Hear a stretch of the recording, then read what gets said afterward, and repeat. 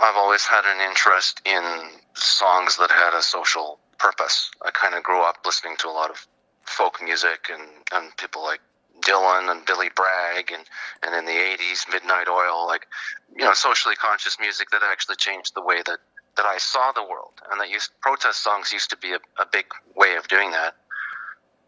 And so every now and then I will get really angry about some issue, and it'll just force me to write a song. So I was reading about the issues in Thunder Bay, and the song just came out of me. So it wasn't really a decision that I made. And I was working on the album with an American, a duo album, and around the time, so I just put the song on the album. You want to find a way to have it make a difference, and so that's why I decided recently to sort of pull it out as a separate single. Cool. And how exactly are you raising funds for the Thunder Bay Indigenous Friendship Center? Basically, what people do is they go to my Bandcamp page. Bandcamp is a music retailer. It's not a streaming service. You can buy a download. They have a streaming app, but it's an old-fashioned way of getting an MP3 or whatever. That's the only place that it can be purchased separately. Although you can get it from the album on iTunes and Spotify and all that kind of thing. But separating it out onto Bandcamp, where people can pay using credit card or PayPal or whatever, allows me to collect money, and I can see how much money I've collected, and then when I've got enough of a decent amount, I can make a donation straight to the organization that I chose, which is the Thunder Bay Indigenous Friendship Center, because a lot of the song's lyrical focus is the racist events in Thunder Bay. And how much of the purchase goes towards the cause? 100%. Oh, okay. I'm sending it all, and I'll probably even top it up from my own funds as well, so that it's a good sized donation, depending on what I get, but 100% for sure.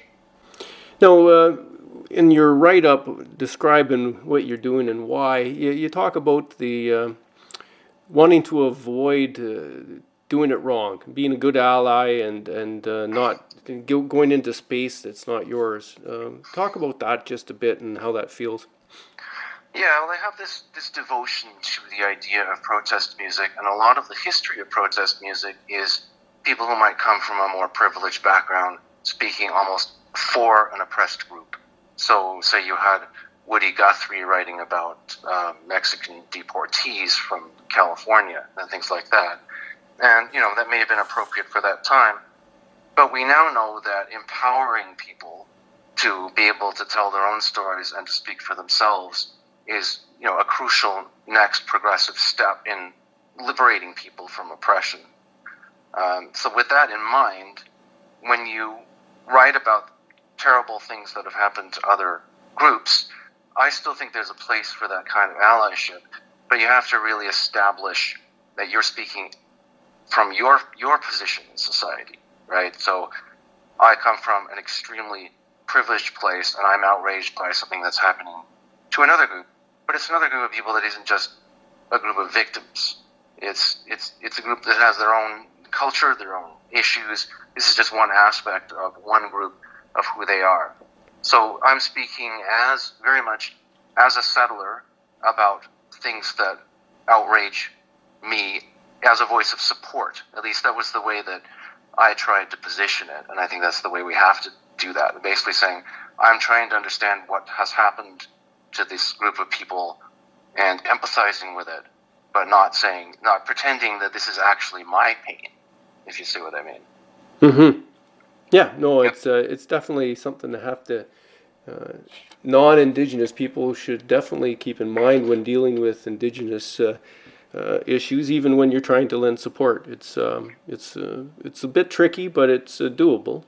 Yeah, and there's a couple of aspects to it as well. There's talking about specific incidents that are in the news, but there's I wanted to also insert a general sense that we need to understand that the relationship between Indigenous peoples and the settler population is in need of a recalibration. So it's sort of a demand from our side, a greater sense of justice. We need to basically understand that this is ongoing.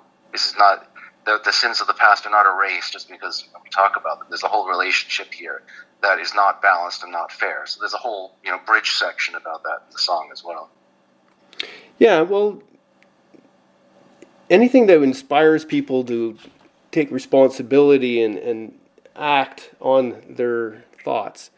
Like, I've had conversations with Indigenous people about various issues, and we end up talking about the political structure and factions in Canadian politics and whatnot.